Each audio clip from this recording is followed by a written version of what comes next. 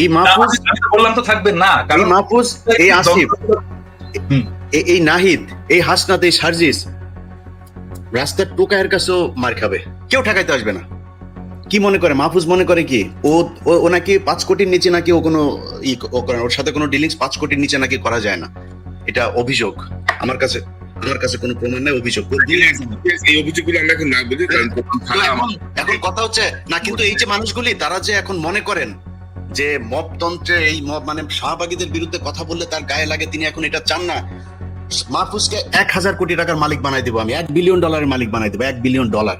$1 billion মালিক হওয়ার পরে মাহফুজ মনে করে কি মেম্বার নির্বাচন করে পাশ করে আসতে পারবে? মাহফুজ যাক তো, ওরা স্থানীয় নির্বাচন করতে চাইছে কেন? ওরা আগে ওই করতে চায়, ওই যে টুর্নামেন্টের আগে, বড় টুর্নামেন্টের আগে কিছু ম্যাচ হয় না, ওইটা খেলে ওরা মনে হয় মেম্বারই নির্বাচন, ধরেন আসিফকে এই হাতি মার্কায় অমুক ইউনিয়ন পরিষদের মেম্বার নির্বাচনে ভোট দিন, এভাবে মনে ওরা মেম্বার হিসাবে আগে দেখে আসতে চাচ্ছিল মাঠটা কি অবস্থা, তারপরে জাতীয় নির্বাচন। জামানত নিয়ে আসতে পারবা না বিএনপি এবং জামাতের কাছ থেকে। অতএব এত লাফানোর কিছু নাই যে আপনি এসছেন মবতন্ত্রের মাধ্যমে, আপনি এখন এসে সবকিছু আইন কানুন ভাবে তারপরে দেখেন। আইন, এই যে বিচারকগুলোকে আপনি সরাইলেন, কোন আইন দিয়ে সরাইছিলেন? উপদেষ্টা বানাইছিলেন বাংলাদেশের সংবিধানে ছিল, আপনি বসাইলেন কেন? আপনারা যেভাবে উপদেষ্টা হয়েছেন এটা কোন আইনে ছিল? এখন বিডিআর এর মামলার সময় আপনি আইন দেখান, এখন উদিচির মামলার সময় আপনি আইন দেখান, 21শে আগস্টের মামলার সময় আপনি আইন দেখান, ওই ফেনীতে যে বনজ কুমার আর ব্যারিস্টার সুমনরা যেটা করে গিয়েছে সেই 16 জন মানুষ এখন পর্যন্ত তারা কেন কন্ডেম সেলে আছে? আপনি করতে পারেন নাই, সময় পান নাই। শামা ওবায়দের সাথে অন্ধকারে সিনেমা হলে চিপাই গিয়া বসে সিনেমা দেখার সময় পান, এই কাজ করার সময় পান না। এটার জবাব বাংলাদেশের মানুষের কাছে। আমি বলেছি যে 5 বছর, 10 বছর, 20 বছর, যত বছর প্রয়োজন হয় থাকুক তারা। আমরা তো বিএনপির কাছ থেকে বেশি সুবিধা নিতে পারতাম, তাই না? আমরা সেটা করিনি, আমরা বলেছি এরা থাকুক। বরং বিএনপি অনেক ক্ষেত্রে এই বাংলাদেশের সবচেয়ে, এই যে 3 জন লোক এখন বসে কথা বলছে এখানে, এই 2-3টা লোক এখন বিএনপির সবচেয়ে বড় শত্রু। কার জন্য হয়েছে? আমরা বাংলাদেশের মানুষের জন্য, এই ছাত্রদের জন্য। তারা গোনাই ধরে না, মনে হয়েছে যে এইভাবে এসে তারপরে কয়েক বিলিয়ন টাকা কামায় তারপরে মনে হয় তারা বাংলাদেশে আবার ক্ষমতায় আসবে। এত সহজ? আপনার মতো এরকম কয়েক বিলিয়ন ডলারের মালিক বাংলাদেশে বিএনপির অনেক নেতা আছে, নাম ধরে বলতে পারি, তারা আওয়ামী লীগের সময় কামাইতো। আপনি কি মনে করেন নাকি আজকে এই বিতর্কে আর গেলাম না, তারা কামাইতে পারতো? কিন্তু তারা কিন্তু আপনি বাংলাদেশে রাজনীতি করতে পারবেন, আপনার চেয়ে বহু টাকাওয়ালা লোক বসে আছে বাংলাদেশে। আমি একটা জিনিস, সরি ইলিয়াস, আমি ইন্টারাপ্ট করার জন্য, যে জিনিসটা আমি আমার সকালবেলা দেখে খুবই মেজাজ খারাপ হয়েছে। নাসিরউদ্দিন পাটোয়ারি, জাতীয় নাগরিক পার্টির একজন খুবই গুরুত্বপূর্ণ নেতা, সে আজকে একটা স্ট্যাটাস দিচ্ছে, মানে আমার দেখছেন কেউ দেখছেন এটা স্ট্যাটাস? ইলিয়াস দেখছো? আমি খেয়াল করি নাই। সেই স্ট্যাটাসে সে বলতেছে জিয়াউর রহমান লুটেরা। মানে কি ধৃষ্টতা! মানে এই ছেলের তো রাজনীতি করার কোনো অধিকারই নাই, রাইটই নাই, কোনো রাজনীতি করার বিন্দু মাত্র তার পলিটিক্যাল ট্রেনিং নাই। মানে সে জিয়াউর রহমান ক্যারেক্টারকেও বোঝেনি, জিয়াউর রহমানের রাজনীতিকেও বোঝেনি, জিয়াউর রহমানের কন্ট্রিবিউশনকেও বোঝেনি, এবং জিয়াউর রহমান বাংলাদেশের জন্য কি সেটাও বোঝেনি। সে বলে দিল লুটেরা। এত বড় ধৃষ্টতা! আশ্চর্য ব্যাপার। মানে একটা রাজনীতিতে, মানে আমি বলবো যে এই সময়টা, এই যে ওয়াকারের এই ইস্যুটা নিয়ে একটা কিন্তু মোরালেস জাতীয় ঐক্যের একটা অবস্থা সৃষ্টি হয়েছে। কারণ তারপরে বিএনপির মিডিয়া সেলের পোস্টগুলো দেখেন, পোস্টগুলো আমরা যদি দেখি তাহলে দেখবো সে সালাউদ্দিন সাহেবের 5ই ফেব্রুয়ারির একটা মন্তব্য দিচ্ছে যে আমরা আওয়ামী লীগের বিচার চাই, আওয়ামী লীগের বিচারের মাধ্যমে, হ্যাঁ। তারপরে এই যতগুলো মিডিয়া সেলের পোস্ট সব প্রকৃত আমরা যা চাই সেইখানে, আর সেইখানে নাসির পাটোয়ারি যে জিয়াউর রহমানকে লুটেরা বল। আরে বেটা, কি বলবো, 2 দিনের পোলা। যখন রাজনীতি মানে কি আসলে এটাই বুঝিনি। রাজনীতি মানে তো ফ্রেন্ডশিপ তৈরি করা, বন্ধুত্ব তৈরি করা।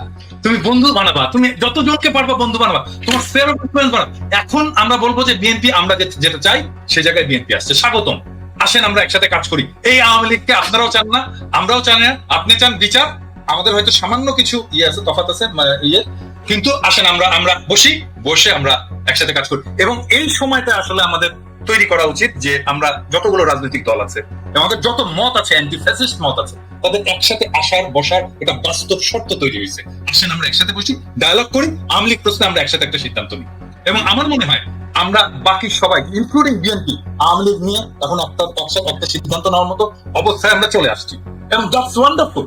আজকে দেখেন 27 নম্বরে হয়েছে, এই যে আওয়ামী লীগ মিছিল করছে, এই ইয়ে করে, হ্যাঁ ঠেকাইছে কারা জানেন? ছাত্র দলের ছেলেরা। আমাদের ছাত্র দলের ছেলেদের এখন স্যালুট দিয়ে বলতে হচ্ছে যে ভাই বাবা বুকে, এইটাই তো চাই, এটাই ছাত্র দল চাই, এটাই বিএনপি চাই। So, এখন তৈরি হয়েছে একটা অভূতপূর্ব একটা জাতীয় ঐক্যের প্রেক্ষাপট, যেই জাতীয় ঐক্যের উপরে দাঁড়ায় আমরা পরবর্তী জায়গায় যাইতে পারি। আর নাসিরউদ্দিন পাটোয়ারি এখানে বলে দিল, আমার মনে হয় নাসিরউদ্দিন পাটোয়ারি শুধু, আমি জানি না কি অবস্থা, ওর ক্ষমা চাওয়া উচিত, জাতির কাছে ক্ষমা চাওয়া উচিত জিয়াউর রহমান সম্পর্কে দৃশ্যতাপূর্ণ মন্তব্য করার জন্য। এবং আমি এটা খুবই পার্সোনালি নিছি, ইউ অল নো যে আমি ব্যক্তিগতভাবে, শুধু পলিটিক্যালি না, ব্যক্তিগতভাবেও আমি জিয়াউর রহমান চরিত্রটাকে অ্যাজ পলিটিক্যাল লিডার, বাংলাদেশের একজন আইকন হিসেবে আমি কতটুকু রেসপেক্ট করি। এবং এই জায়গায় আমি জানি না নতুন জেনারেশনের কথা, আমাদের জেনারেশন থেকে কোনোদিন মেনে নেবে না, কোনোদিন, নেভার এভার। এইটা যদি ছাত্ররা না জানে, নতুন দলের লোকেরা যদি না জানে, তাহলে রাজনীতি না করাই ভালো। না দাদা, ওই যে ছাত্র উপদেষ্টা বা ছাত্র যারা দলের নেতৃত্বে আছে, তাদের যে বডি ল্যাঙ্গুয়েজ বা তাদের যে হাব ভাব আর কি, এটা কি মনে হয় না তারা বিপ্লব করে আসছে আর কি? মনে হয় যেন একটা ওই এলিট পলিটিক্যাল পার্টি। কনক ভাই, আপনি দেখেন শুরুর দিকে আমরা যখন আসিফ নজরুলের ব্যাপারে কথা বললাম, আমি আসিফ নজরুলের ব্যাপারে কথা বলার পরে এই আসিফ সবার আগে এসে আসিফ নজরুলের পাশে দাঁড়ালো, কিচ্ছু বলি নাই, হজম করেছে। আজকে আপনি আপনার বইতে লিখেছেন ক্যান্টনমেন্টে আপনি জানেন হাসনাত গিয়েছে, হাসনাত বলেছে না যায় নাই সে, আপনি গিয়েছেন। এখন আমরা কোনটা, ক্যান্টনমেন্টে কিছু একটা ঘটেছিল, আমি বলেছিলাম যে ডক্টর ইউনূসকে প্রধান উপদেষ্টা বানাইতে চায় না, আসিফ নজরুলকে বানাইতে চাইছিল। এখন তো আপনারা স্বীকার করছেন, এতদিন স্বীকার করেন নাই কেন? এতদিন স্বীকার করা উচিত ছিল। তাইলে তো আসিফ নজরুল, আসিফ আজকে যায় মানুষের কাছে যায় বলে যে সে তার আসিফ নজরুলের সাথে তার সম্পর্ক ভালো নাই, ইলিয়াস ভাই কেন আমার পেছনে লাগলো। আরে ভাই, আপনার সাথে ভালো সম্পর্ক না আমি কেমনে বুঝবো? আপনি প্রথম আলো নিয়ে আমার যে রক্তের ভেতরে এন্টি ইন্ডিয়ান যে সেন্টিমেন্ট আমার ভেতরে কাজ করে, তার সবচাইতে বাংলাদেশের প্রধান দোষর হলো গিয়া প্রথম আলো আর ডেইলি স্টার। আপনি সেই প্রথম আলোর কাছে যায় তারপরে আপনার বই ইয়ে করেন, আপনি আর জায়গা পান নাই কোথাও। আপনার পক্ষে কথা বলবো কেমনে? আমরা তো বলতে চাই, একটা দল দরকার ছিল যারা কিনা রাজনৈতিক শক্তির বাইরে গিয়া বাংলাদেশটাকে একটা সুন্দর জায়গায় নিয়ে যাবে। এই জন্য মানুষ জীবন দিয়েছিল, মানুষ আপনাদেরকে ব্ল্যাঙ্ক সাপোর্ট দিয়ে দিয়েছিল যে যা মনে চায় করেন, যত বছর প্রয়োজন হয় করেন। আপনারা তো এই ডক্টর মোহাম্মদ ইউনূসকেই রাখতে চান নাই, তার মানে আসিফ নজরুলকে রাখতে চেয়েছিলেন। কে চেয়েছিল, কেন চেয়েছিল? তারা কি এখনো আছে আসিফ নজরুলের সাথে? তাহলে থাকলে তারা কারা? ক্যান্টনমেন্টের সেই অংশটাকে আমাদের সামনে তুলে ধরতে হবে।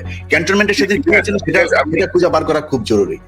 হাসনাত সার্জিস নাহিদ ইসলাম এনসিপির শীর্ষ নেতৃত্বের বিরাট বিজয়।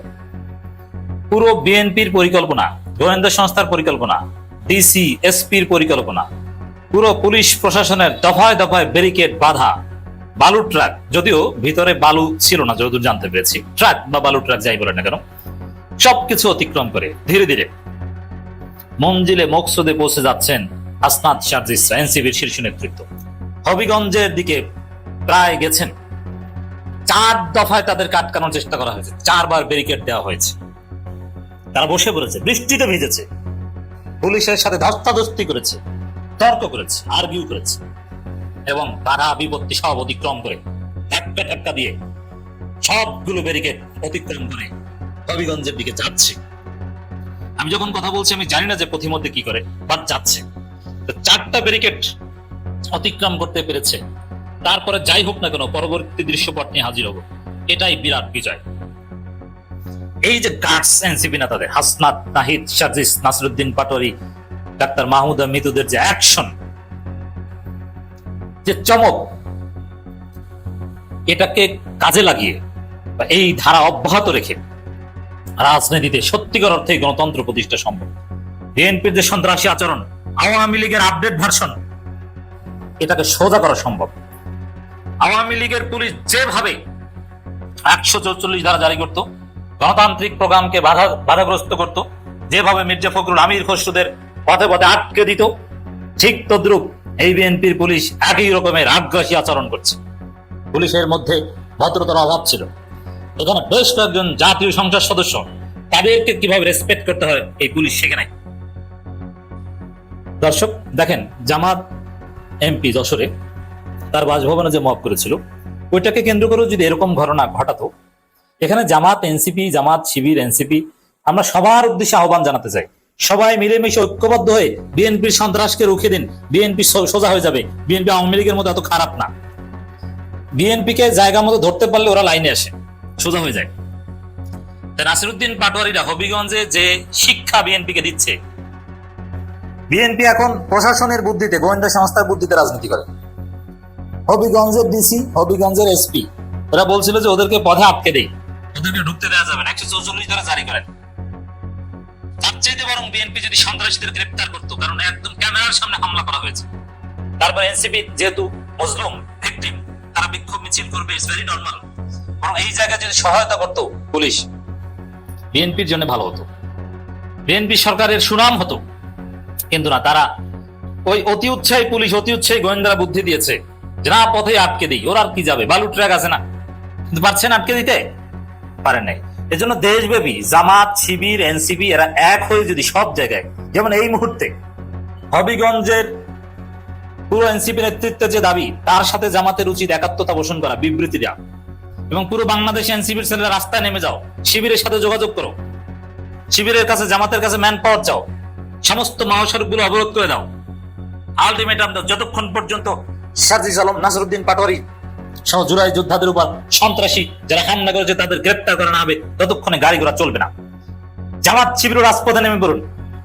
যশোরে জামাত এমপির বাসভবনে মব সৃষ্টিকারী, নারীদের উপর হামলাকারী সন্ত্রাসীদেরকে, এমনকি বিএনপির জেলা সেক্রেটারি যশোরের, যিনি এই হামলার সাথে জড়িত, আমরা খোঁজ পেয়েছি, তাদেরকে যদি গ্রেপ্তার করা না হয়, পুরো বাংলাদেশের সমস্ত মহাসড়ক আটকে দেন, সোজা হয়ে যাবে। একবার সোজা করতে পারলে বারবার আপনাদের রাজপথে নামা লাগবে না।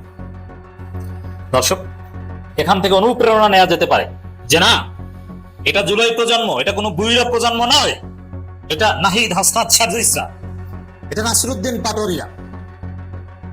তারা কিছু ভয় পায় না, তাদেরকে আটকে রাখা যায় না। বালুর ট্রাক তাদেরকে আটকে রাখতে পারে না, বালুর ট্রাক আটকে রাখতে পারে মির্জা ফখরুল আর মির্জা আব্বাসদের। দর্শক, পুলিশের বাধা উপেক্ষা করে হবিগঞ্জের পথে এনসিপি নেতারা। এটা হচ্ছে ইন্ডিপেন্ডেন্ট টিভির খবর। আমি যখন বলছি তখন আমার দেশের খবর। চতুর্থ ব্যারিকেড অতিক্রম করে বাহুবল এনসিপি নেতারা, মানে 4 বার ব্যারিকেড দিয়েছে, 4 বার ব্যারিকেড অতিক্রম করেছে। এবং ডাক্তার মাহমুদা মিতু, নারী এমপি, যেটা জামাত উদার হয়ে একটা পথ বাড়িয়ে দিয়েছে, সেই মাহমুদা মিতুর যে অ্যাকশন রাজপথে, মাহমুদা মিতুর সততা, নিষ্ঠা, সাহস, সত্যি নতুন প্রজন্মের জন্য অনুপ্রেরণা। দিস ইজ নতুন প্রজন্মের রাজনীতি। দর্শক, বিএনপি এভাবে নাকানি চুবানি খাবে, সব জায়গায় পিছু হটবে। হবিগঞ্জের সন্ত্রাসীদের খুঁজে খুঁজে গ্রেপ্তার করাতে হবে এবং সারা বাংলাদেশ থেকে রাজনৈতিক দুর্বৃত্তায়ন, রাজনৈতিক সন্ত্রাসীদের মূলোৎপাটন করতে হবে এবং এগুলোকে সুযোগ হিসাবে কাজে লাগান। জামাত, শিবির, এনসিপি একসাথে রাজপথে নামেন, বিএনপি পালানোর জায়গা পাবে না। ওদের পুলিশ সহ ওদের বালুর ট্রাক রেখে ওরা পিছু হটবে। মৌলভীবাজারের শ্রীমঙ্গল থেকে হবিগঞ্জের পথে রওনা দিয়েছেন জাতীয় নাগরিক পার্টির নেতারা। ব্যারিকেডের সামনে পুলিশের সঙ্গে ঘণ্টাখানেক বাক বিতণ্ডা শেষে বিকেল 5টার দিকে রওনা হয় তারা। এর মানে পুলিশ আটকানোর চেষ্টা করেছে, কিন্তু না, দেখছি যে অবস্থা বেগতিক। কারণ জুলাইতে 2024-এ তো পুলিশ শিক্ষা পেয়েছে যারা সবার সাথে বাড়াবাড়ি করতে হয়, এরা তো তারা এই পুলিশেই তো তখন চাকরি করতো। যা রূপ পাল্টেছে, তখন ছিল আওয়ামী পুলিশ, এখন বিএনপির পুলিশ, কিন্তু একই পুলিশ, নতুন তেমন কাউকে নিয়োগ দেওয়া হয়নি। হবিগঞ্জে গিয়ে হয়তো এখন যারা নেতা পুলিশের, মানে গুরুত্বপূর্ণ ওসি বা এসপি, এএসপি, সার্কেল এসপি, এরা হয়তো তখন এমনিতে জাস্ট অফিসার ছিল, ভাইটাল দায়িত্বে ছিল না। ভাইটাল দায়িত্বে যারা ছিল তাদেরকে পরিবর্তন করে, আর সবাই আছে, এরাও কিন্তু লাঠিসোঁটা নিয়ে মাঠে নেমেছিল। আপনারা স্বীকার করতে পারবেন এই পুলিশ। হবিগঞ্জে গিয়ে এনসিপি নেতাদের সংবাদ সম্মেলন করার কথা রয়েছে। দর্শক, এরপরে আমার দেশের খবর। মঙ্গলবারের জুলাই পদযাত্রা হামলার অভিযোগে বুধবার সেখানে বিক্ষোভের ডাক দিয়েছে জাতীয় নাগরিক পার্টি এনসিপি। ওই কর্মসূচিতে অংশ নিতে এনসিপির আহ্বায়ক নাহিদ ইসলামের নেতৃত্বে কেন্দ্রীয় নেতা ও দলটির কর্মীর হবিগঞ্জের উদ্দেশ্যে রওনা হলেও পথে পথে তাদের বাধা দেওয়া হয়েছে। বিকেলে শেষ খবর পাওয়া পর্যন্ত পুলিশের বাধার মুখে তারা হবিগঞ্জের বাহুবল উপজেলার কামাইছড়ায় ঢাকা সিলেট মহাসড়কে অবস্থান করে সে মুষলধারে বৃষ্টি নামে এনসিপি নেতারা বৃষ্টিতে ভিজে সেখানে অবস্থান করেন। এমন না যে বৃষ্টি নামছে, চলো আমরা একটু মাথা যেন না ভিজে গাড়ির মধ্যে ঢুকি, ট্রাকের নিচে ঢুকি, না, বৃষ্টিতে ভিজে তারা স্লোগান দিচ্ছে। কোন ঝড় বৃষ্টি, কোন বালুর ট্রাক, কোন খালি ট্রাক, হেলমেট বাহিনী, কেউ এনসিপি নেতাদের, এই জুলাই যোদ্ধা তরুণদের আটকাতে পারছে না। দর্শক, গাড়ি ভোর শ্রীমঙ্গলে কয়েক দফায় আটকে দেয়। তারপরে সর্বশেষ খবর 4 বার, এই 4 বারই অতিক্রম করেছে। এদেরকে কে ঠেকাবে বলেন? এই বাংলাদেশে এই প্রজন্ম জিতবেই, এই প্রজন্মের বিজয় হবেই। এমনকি জামাত ইসলামের মধ্যে যে দুর্বলতা আছে, তাও এই প্রজন্ম সাদিক ক্যাম্পের মাধ্যমে সেটা দূর হবে।